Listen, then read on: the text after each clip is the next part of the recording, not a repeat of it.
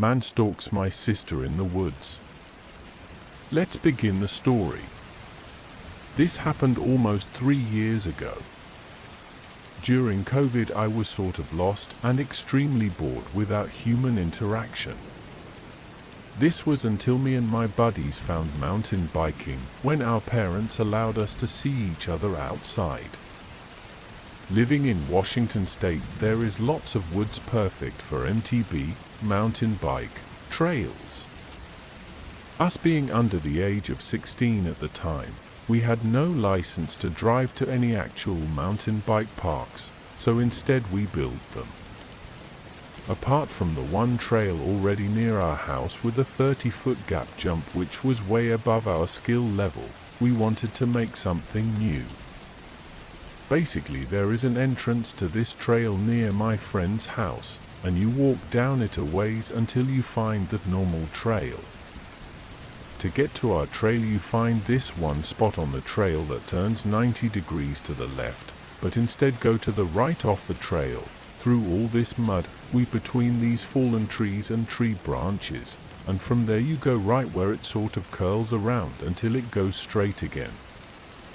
From there you go straight through this small pathway which is still hidden from all the ferns until you reach this abandoned forest road.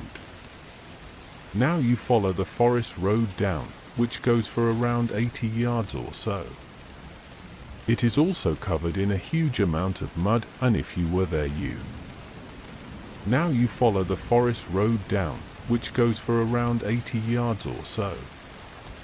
It is also covered in a huge amount of mud, and if you were there you would see all the clumps with our footprints going about 6 or so inches deep, and even deeper in some spots. There are more fallen trees on this forest road, but if you continue to make your way down until it sort of stops, and then go off to the right and walk around this hidden pathway that weaves and curls all around this huge area of ferns for maybe another 60 or so yards, you finally reach the bottom of the trail we made. It probably takes about 10 minutes to get there, but around 5 on a good day where it isn't wet, like during the summer. Essentially, you have no reason to be there unless you're either lost, which it's almost impossible to do unless you purposely wander off trail or are looking for it.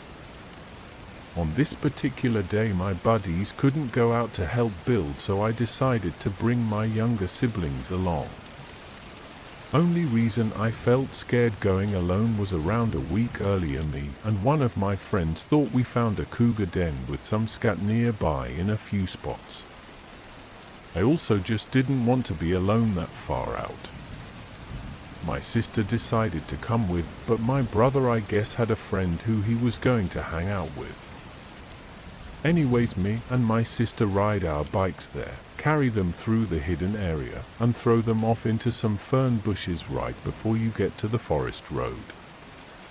From there we went to the trail.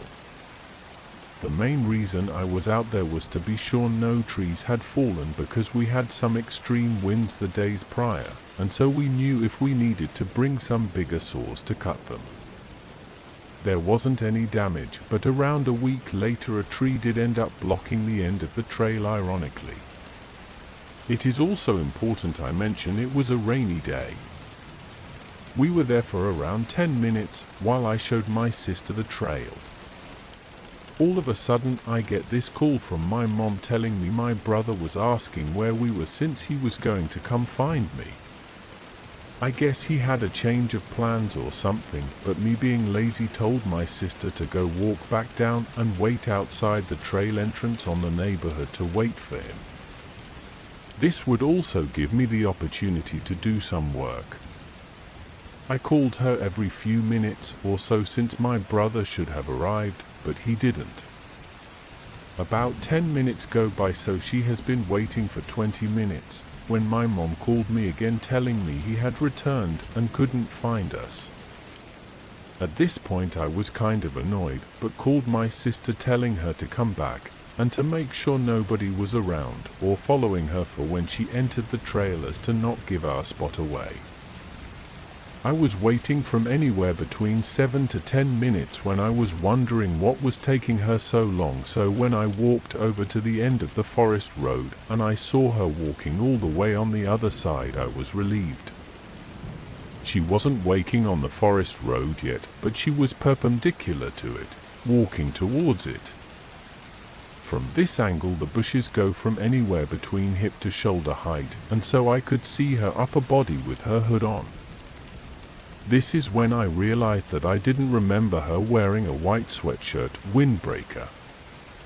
Once the person turned the corner, I could tell it indeed was not her and was likely a grown man. I quickly backpedaled off to the side and down the hill a little bit behind a tree so I could call my sister. I was wondering where she was and if she got lost, because after all it was hard to get to. I also didn't want this person to steal our bikes. And oh, did I forget to mention my bike was over $2,000? Don't worry, I made it worth it for how much I ended up riding it. It is also going to last a lifetime if properly maintained. With my worries about my bike in mind, I called my sister, and the second I heard the first ring, I heard a voice on the other side of the tree I was hiding behind say, "What are you doing?" It was my sister. I quickly told her to get down as not to be seen by the person. I didn't want them to find the trail we were building, as I didn't want to get in any sort of trouble, and I wanted to keep it hidden. I also wanted to get back to the bikes. She could tell by the panic in my voice I was serious, and when I told her there was a person and she looked, she said, "No, there isn't." I peeked over and sure enough nobody was there. I knew what I saw though, and so we made our way back, walking past where I saw the person. I was worried the bikes would be gone, so as we trekked through the mud and my heart was pumping, I couldn't help the feeling of being watched. I could feel the adrenaline rush, and I almost knew they were off in the trees watching us. I was so distracted thinking they were going after the bikes when I saw them disappear. I didn't even think they would be hiding.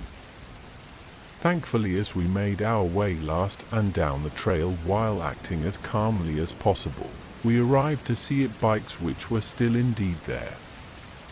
At one point it did look like there was a different shoe print because it was slightly larger and differently shaped, but it was hard to tell in this area. Now we made our way all the way back, while I constantly looked behind me making sure we weren't being followed. Towards the end where the trail splits off and leads to the neighborhood, there is a short but wide wooden bridge which is covered in dirt. Thankfully, since it was raining and you can easily see footprints, I could see the extra pair. You could vividly see my first set of footprints to get to the trail, as well as my sister's, with an additional set of her footprints going back and then returning, and then a shoe print on top of hers showing it was most recent. This confirmed my sighting. My heart dropped once again, and we quickly got out of there, still making sure nobody else was behind us. When I got home I didn't hesitate to tell my parents, who only told me that next time I need to be with her at all costs then. I could tell they partly didn't believe me or thought I was over-exaggerating. All these questions went through my head. On one side, we live in a nice neighborhood, and even if it was a random person who didn't live there, why were they there? If they were maybe worried about why a random little girl was wandering off into the trails, why did they even bother following? And when they did, why so far behind and so creepily? Why not call out? If it was a worker, why were they wearing what they were wearing? Wouldn't there have been boot prints? Be wearing a vest or helmet? A truck parked outside the trail? Wouldn't they have something else with them? Why hide? If they thought she was alone originally and they walked past two bikes, why did they keep going? It wasn't until they must have saw her taking to me, or just saw me when they hid. Why did I feel like I was being watched when I was under the assumption the person was off stealing my bike and not even near us anymore? Why the footprints entering, but no going back? Why is someone hiking in an area like this in that attire? How did they even find the area by themselves? They definitely found it because of my sister, and when they did, why follow? When they saw how hard it was to navigate, why keep going? Why feel the need to hide from two younger kids? Most importantly, what would have happened if I wasn't there? Anyways, I feel the need to explain some details. The footprints were maybe half an inch to an inch bigger than my shoes. My shoes were smaller at the time since they were beaters, but regardless, my guess is this person was anywhere from 2 inches shorter than me to 2 inches taller. I couldn't see their face, but they were definitely white or had lighter skin. I'm going to be honest and tell you that the person wasn't this huge massive being to make it sound scary, but they definitely didn't fill out their sweatshirt or coat, so they weren't super scary looking, but definitely much bigger than me at the time.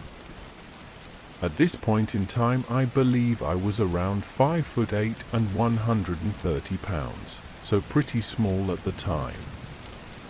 It's also important to note that maybe they were innocent. However, I still always wonder what would have happened if I wasn't there.